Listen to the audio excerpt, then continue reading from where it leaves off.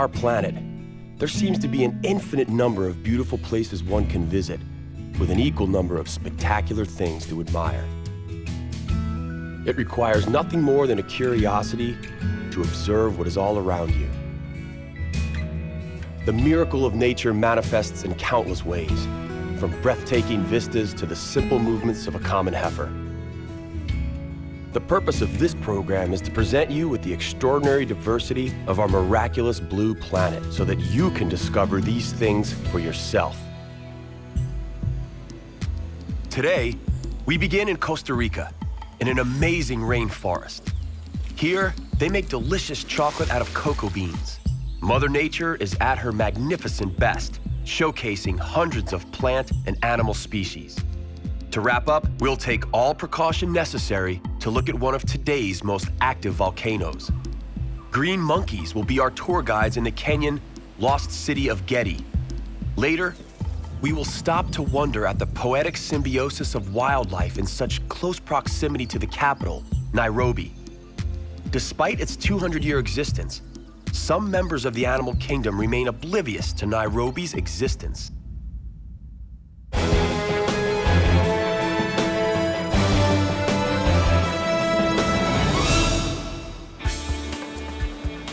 A green belt of land lays between Nicaragua and Panama. It is Costa Rica, a tropical paradise where life remains inherently connected to the sea, rainforests, and history. In 1503, Christopher Columbus landed near Ilha Uvita.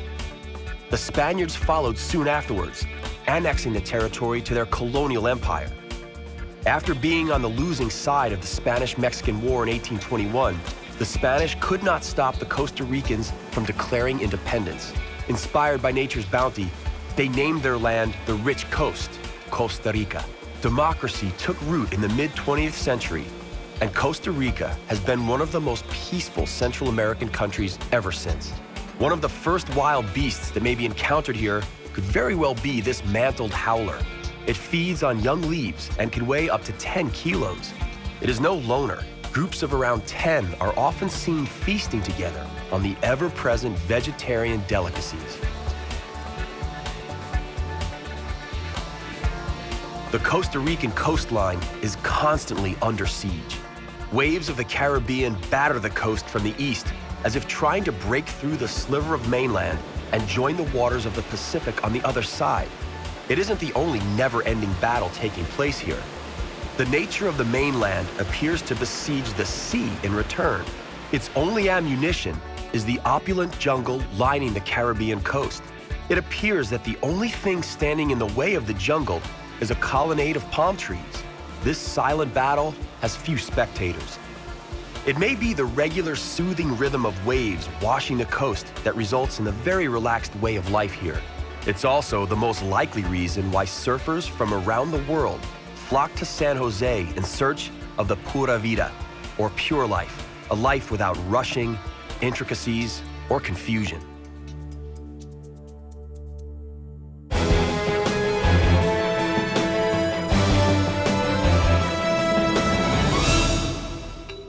It is very advisable to wear neoprene shoes, boots, or Wellingtons when entering the Costa Rican jungle. It is wet here. We're talking misty rainforests. The cloud of vapor emitted by the rainforest each day ensures the prevailing humidity. This is no place for a rheumatic to be. The Costa Ricans truly love nature. They established 20 national parks and 8 reservations here, covering an incredible 27% of the country's area. Bird watchers can admire over 850 types of birds, one of which is this boat-billed heron. It lives in the mangroves lining riverbanks and survives on crustaceans and fish. It can exceed half a meter in height, and it is apparent why it was given the name boat-billed, thanks to its unique bill. It is one of the most distinctive birds of the Costa Rican jungle. In this labyrinth of trees, bushes, and other sorts of plants, the entangled boughs form a safety net above the water. Curtains of greenery surround the canals and generate a humid duskiness. There is a slight resemblance to Venice, the only difference being that our unstable Costa Rican gondola floats among stout, lush tree palaces belonging to birds and reptiles. It's a good thing that no time is wasted nowadays by swapping film rolls and digital cameras. Looking around, it would be a great shame to miss anything. This turtle, for instance, or that plumed basilisk over there. It runs so fast that it can actually skim the water's surface, appearing to walk on water. This is why the locals call it the basilisk of Jesus Christ. There are tens of thousands of plants here, including 1,200 species of orchid. One can only envy the sloth.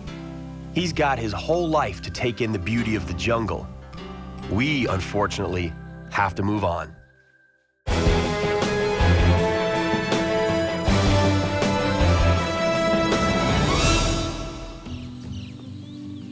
Cocoa trees grow all around a small house, otherwise enveloped by the jungle. Mrs. Ileana collects the cocoa beans, which she later barters for other foodstuffs at the market. What she doesn't barter, she uses to make chocolate. Don't be fooled by the name. The inside of the cocoa bean is not nearly as sweet as you might otherwise expect. The cocoa bean has a long journey ahead of it before it lands on our tables in the form of a luxurious treat. First, the beans are sliced open and placed in a chest where they are left to ferment for 4 days.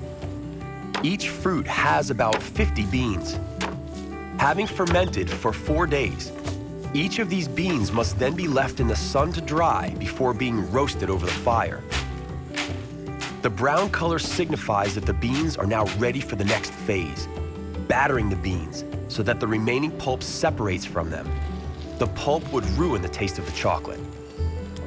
Mrs. Ileana's grandma sieves it to get rid of all the impurities. When that's done, she handpicks the best beans. The result is a brownish powder which, to some extent, resembles chocolate. However, there is still something missing. It's now time for the final step in the production of pure, ecological bio-chocolate. The powder is mixed with water and cane sugar. This recipe is ancient. It goes back to the time of Montezuma, the Aztec ruler, who considered cocoa drink a delicacy. The Aztecs were more than aware of the aphrodisiac nature of chocolate. The word chocolate comes from the Aztecs. At last, the chocolate is wrapped in banana leaves. First, it is necessary to heat the leaves to make them flexible and prevent them from breaking when folded. The grandma painstakingly molds the chocolate.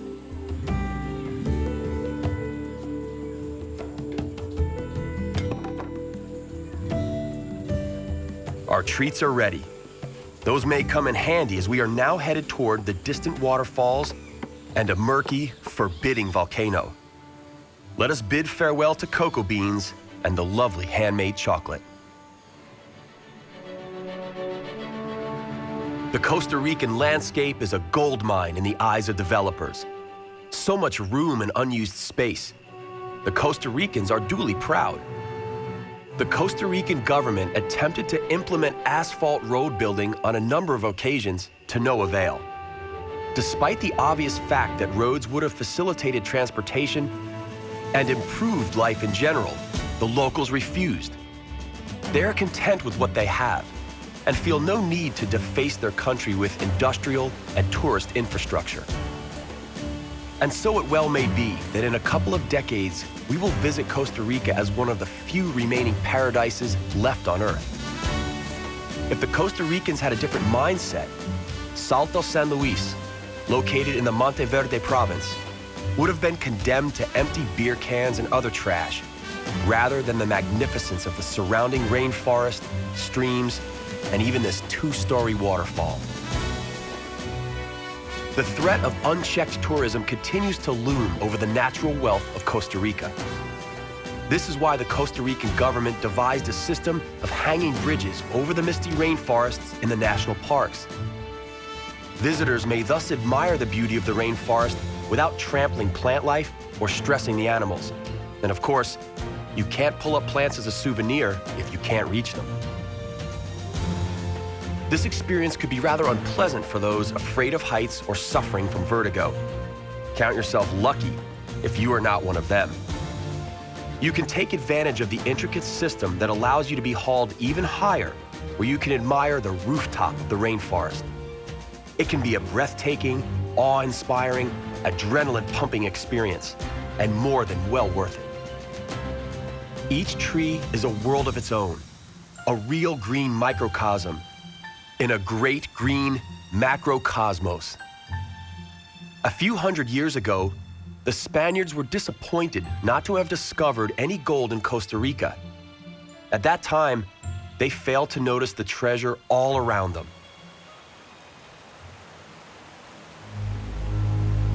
Let us look around one last time. Dark, forbidding, and veiled in clouds, this is the Arenal Volcano. It is one of Costa Rica's symbols, and it is also one of the world's 10 most active volcanoes. The height is quoted as around because it erupts so often that resulting lava flow causes it to grow by approximately 4 meters per year. Its first eruption was about 7,000 years ago.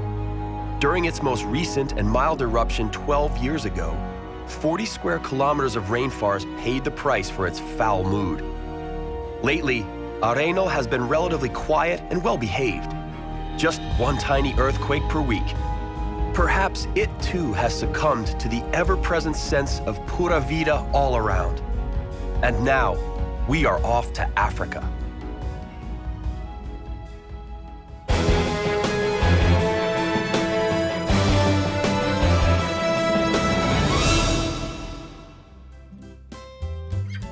Welcome to the Kenyan coast, bathed by the Indian Ocean. The sun is slowly rising above the Kenyan Swahili coast. The name alone signifies that we are about to meet a coastal culture. The word Swahili comes from the Arabic word Sahil, meaning coast, and the plural is Sawahel. It is a seafaring culture inherently linked to trade in the Indian Ocean. This coastline began to lure Arabic and Persian merchants as early as the first millennium AD.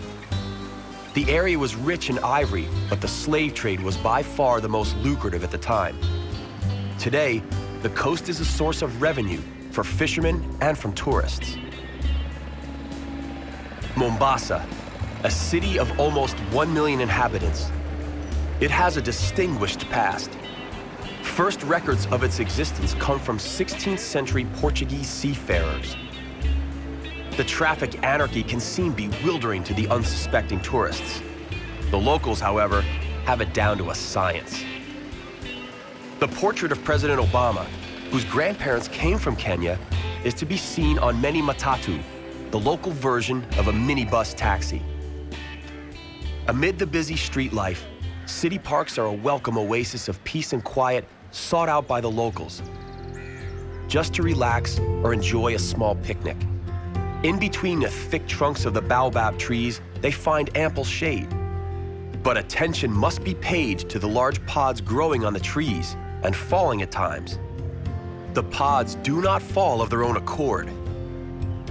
It wouldn't be Africa if it were not for a few enterprising individuals operating in the crowns of the trees. And so, the trees offer relaxing, shady niches to some and a livelihood to others. The baobab tree is very popular among the people. The leaves are considered great eating when included in salads.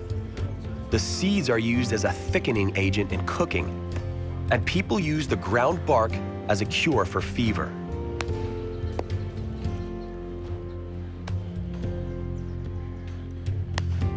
Collection of this fruit may seem a risky business, but the wide boughs are sidewalks to the feet of an experienced collector.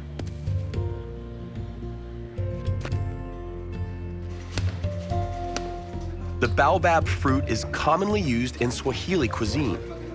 It offers more vitamin C than oranges and provides more calcium than cow's milk. It is often referred to as the fruit of the future.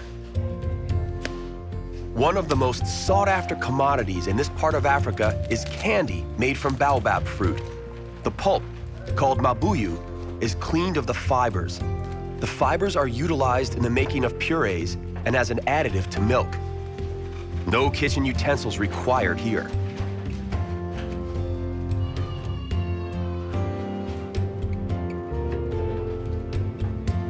The pulp is carefully selected. This is followed by the preparation of a red dye with a dash of chili. When it's ready, the pulp is colored in the dye and sweetened.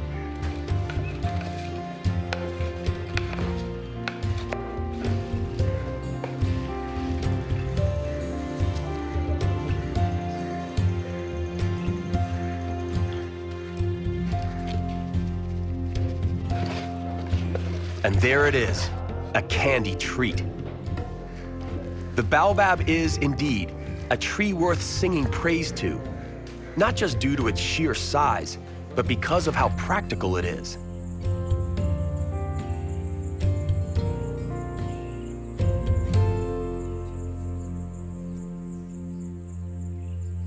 Not all cities survived the pitfalls of centuries past.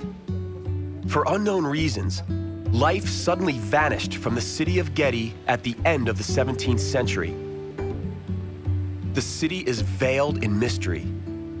Though no official records exist, the expanse of observable ruins gives silent testimony to the wealth and glory of Gedi. In the first half of the 20th century, archaeologists unearthed the remains of a port and a tomb dating back to the end of the 14th century. Neither gave away any secrets. It is almost as if Gedi was cursed, or that something wanted to deny it ever existed at all. It is a place perfectly suited for an H.P. Lovecraft story. The city was devoured by the jungle, and its ruins are now occupied by a troop of green monkeys. Their monkey ancestors may have lived here a few hundred years ago, but they also didn't keep any written records. The sheer size of Gedi, as well as its mystery, is breathtaking. Baobab trees are to be found here, too, and the green monkeys aren't about to miss out on the tree's delicious fruit. Green monkeys live in great troops, and the hierarchy within the troops is infallible. According to many scientists, these monkeys are able to articulate threats they sense from other animals. They use a specific screech, for instance, when a leopard lurks nearby. They will use a screech with different characteristics when they spot a snake or see an eagle. At a very young age, monkeys learn the sounds from their elders. Similar to naughty adolescents, they derive great pleasure and entertainment from freaking out the adults using these warning sounds just for the heck of it. The mother monkeys have no tolerance for such silly pranks and are determined to teach their young good manners. The youngsters are in for a good walloping. That is, if the mothers manage to catch them.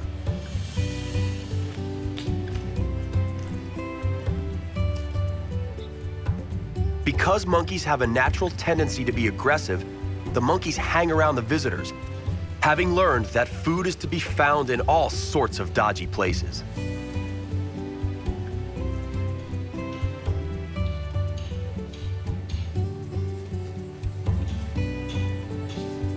Monkeys are not the only animals thriving in the surrounding forest. This is the single largest stretch of solid coastal jungle in East Africa. Eucalyptus dominates here, and the illegal exploitation of timber has taken its toll. For the time being, the jungle is holding its own. It is large and vast. As a result, animals are able to continue to find refuge there. An abundance of endangered bird and butterfly species gather here, as does a herd of elephants. Unfortunately, the growth is too thick and impenetrable for us to see them. A man without a donkey is a donkey. This is one of many Swahili proverbs. It applies especially on the island of Lamu. Its capital, Lamu, dates back to the beginning of the 16th century. The unimaginable wealth of its inhabitants no doubt came from the trade in ivory and slaves. The city has managed to maintain its character and remains a unique example of Swahili architecture. It has been included by UNESCO as a cultural heritage site. Clearly, no other means of transport but a donkey would do in its narrow, winding streets. 2 tractors appeared on the island recently, and the police force can also brag of its own vehicle. This is no match for the donkeys, though. There are 3,000 donkeys on the island, so they ensure that they are the majority of the interstate transportation. The goods are offloaded in the port. From there, they reach their designated destination atop one of these stubborn creatures. The baskets used as saddlebags are made of palm leaves. The leaves are first dried, then the women weave them into narrow strips, which are eventually sewn together. The same technique has been used forever. Mattresses and other merchandise made of palm leaves were exported from Lamu. Their import is mentioned everywhere, including on the island of Zanzibar.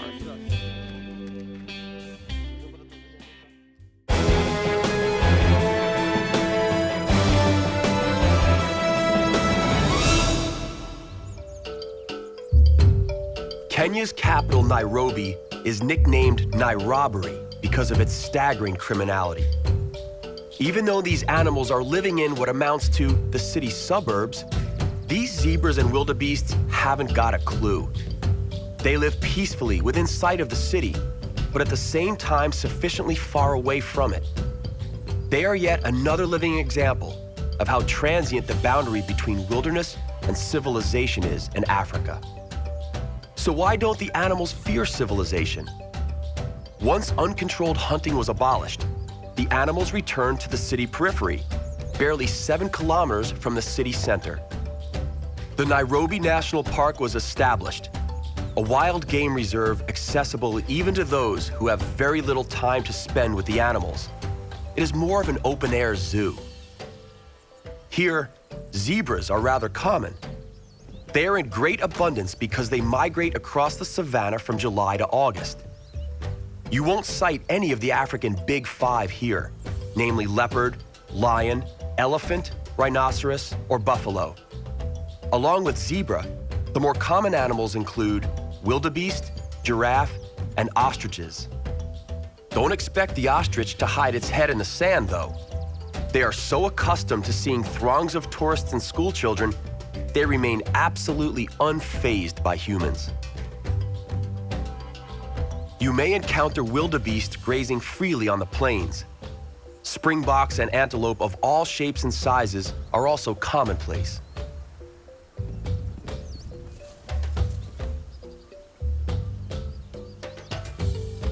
Herons prudently thrown at waterholes. Waterholes are essential for the survival of all in the savanna, and generic animosities are forgotten here. Giraffes float by majestically, looking down upon the world. They deserve their God syndrome, being the living proof of Darwin's evolutionary theories. They stretched so far and so long to reach the highest and furthest growth that they survived. Evil gossip has it that Darwin only reached this conclusion having heard from the natives and taken for his own the legends on how the giraffe originated. But that is an entirely different chapter. For the moment, we are still in the Nairobi National Park, and we can take pleasure from nature untroubled by human intrusion. The sun begins to set over Africa, and with it, ends our ventures into the stunning Kenyan and Costa Rican jungles. But for how long will we have the ability to enjoy these jungles? For only as long as we are willing to accept the responsibility of being good stewards to the land and our environment.